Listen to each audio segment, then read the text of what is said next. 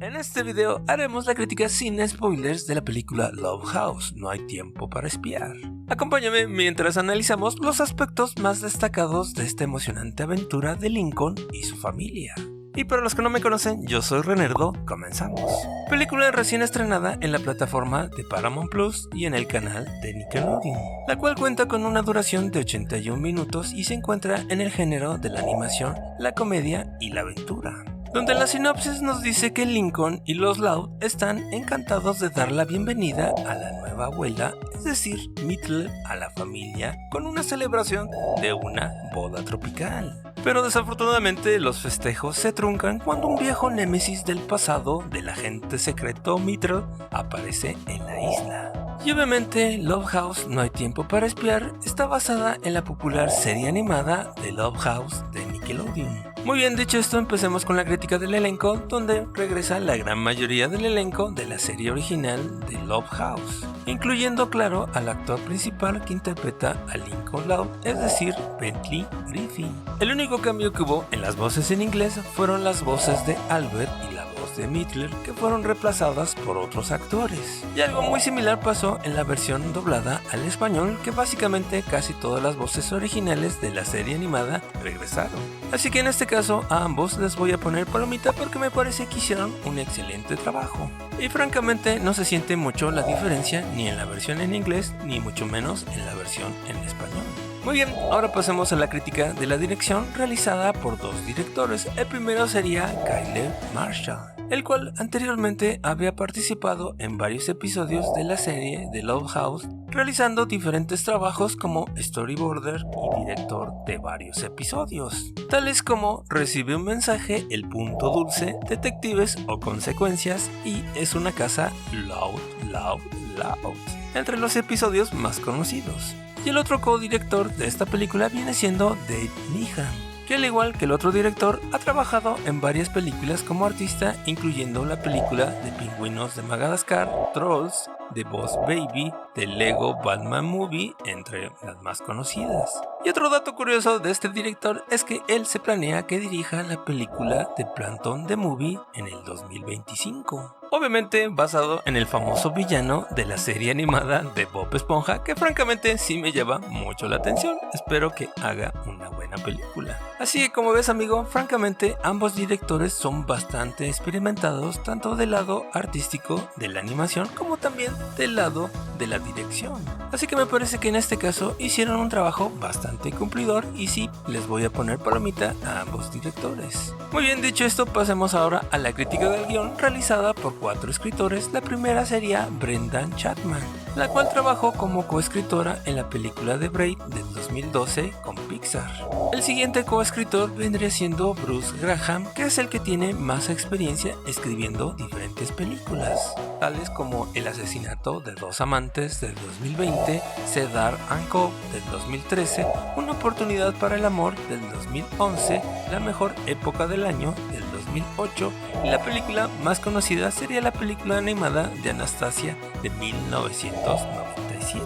Y los otros dos coescritores de esta película vienen siendo J. David Stem y David N. Waynes, los cuales vienen siendo los escritores de casa de la serie animada de Love House y obviamente también de Nickelodeon. Y en general estos 4 guionistas me parece que hicieron un trabajo simplemente cumplidor, porque realmente me parece que no hicieron una historia lo suficientemente brillante como para una película.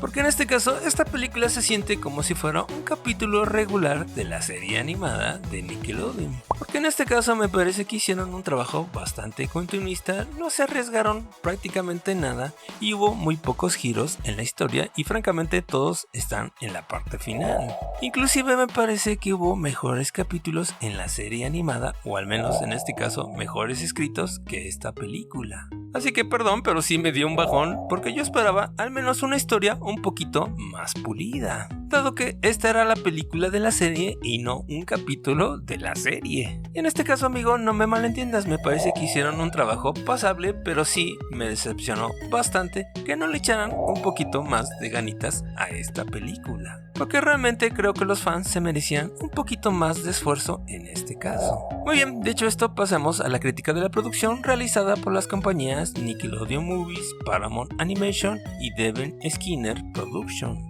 los cuales me parece que hicieron un buen trabajo de producción, pero sobre todo sobresale obviamente la animación de Nickelodeon Movies, que como siempre es bastante bonita y cumplidora, aunque sí he de decir que también se siente muy similar a los episodios de la serie animada. En pocas palabras, no vas a ver nada extra como si pasa por ejemplo en las películas de Bob Esponja. Y algo muy similar pasa con la música de Steve Dove y Jonathan Hilder, que también la música está bien, está pasable, no estorba y no molesta, pero francamente también no se siente tan épica como para una película. Así que como ves, en general a la producción le voy a poner palomita, pero sí me parece que fue demasiado continuista con respecto a la serie animada.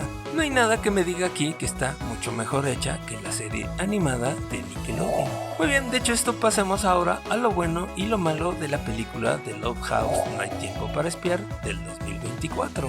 Empezamos con las cosas buenas de la película. Me parece que la trama, mal que bien, sí retoma la esencia de la serie animada, además de que es más o menos, diría yo, divertida y entretenida. Aunque como dije, hay algunos capítulos en la serie animada que me parecieron mejores que esta película, pero bueno, digamos así que está pasable. Otro punto positivo es que es bastante fiel con todos los personajes de la serie animada, así como también se mantuvo más o menos el humor de la serie animada en esta película, así que también en ese sentido les voy a poner una palomita. Y como ya había dicho, la calidad de la animación es bastante pasable y cumplidora.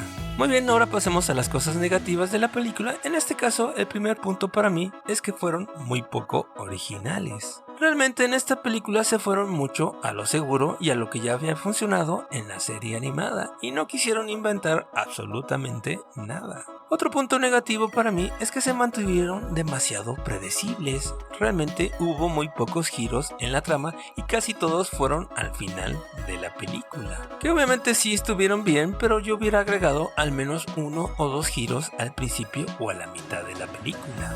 Así como también otro punto negativo vendría siendo que los personajes secundarios están bastante desaprovechados en esta película. Así que en general la película de Love House, No hay tiempo para espiar, me parece que es una película aceptable, pasable, yo diría de un 6.5, así que si a ti te gustó la serie animada de Love House, es muy probable que si te guste o si te gustan las películas de espías, sobre todo del 007, también puede ser que te funcione esta película animada. Pero si no conoces absolutamente nada de la serie animada, es muy probable que no te guste tanto.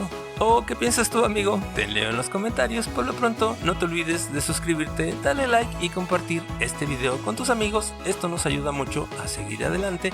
Así como también te recomiendo este video con la crítica sin spoilers de la película La Academia del Señor Clicks de Netflix, que es bastante sui generis y bastante extraña. Te recomiendo esta reseña. Gracias por el apoyo, únete a la comunidad. Bye.